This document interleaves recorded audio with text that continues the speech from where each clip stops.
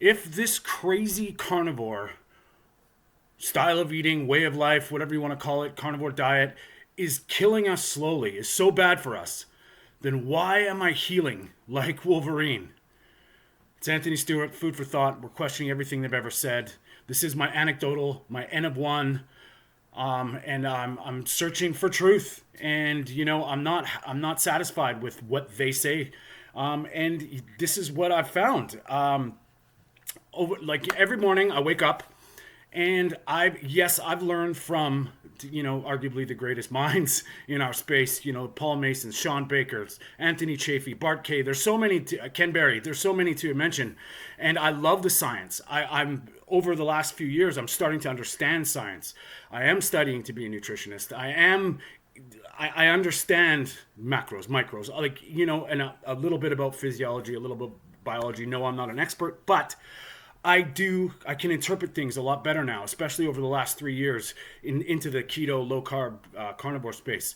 Well, I like to now, I really love hearing your stories, and especially now with all the comments and what you're witnessing compared to me. And it's fascinating that, there are so many little quirky anecdotes that are happening to people. And this is something that I do every day. I kind of have my plant juice in the morning, and then I go through, the YouTubes and the emails, and what finding inspiration in these new up and coming channels, especially, Carnivorous Me. I'm really enjoying her journey. She's killing it.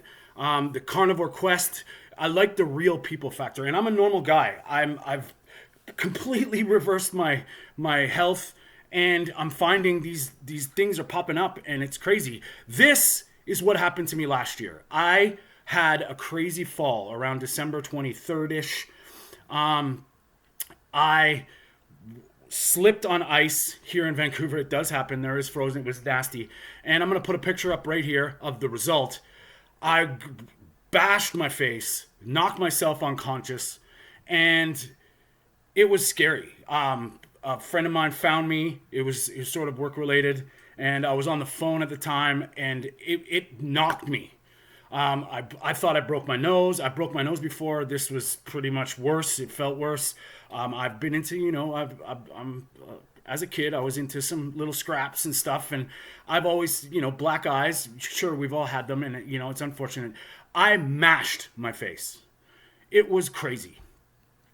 And at the time, I was, it was Christmas. It kind of upset a few people, and it was obviously upsetting to me. But what I've kind of went through in the following days, and I'll show you here, by January 1st, which I have documented, which is funny because I was listening to No Carb Life, a post he put on, and I'll post a link to his sort of story, like his video, which it was about healing. And this morning, and I was like, holy shit, this happened to me. And I have proof now, which is wild because, this is kind of why I'm here, to show you that these things are actually real. So we went from bashed face to this is my January 1st video. And if you can see, healed. My nose is healed. My eye, my forehead, all gone. It didn't look like anything happened to me, except for if you look really closely under the glasses. There's a little bit of a scab, which was almost completely gone, and now there's no scar. There's none. So my questions are here. No vitamin C.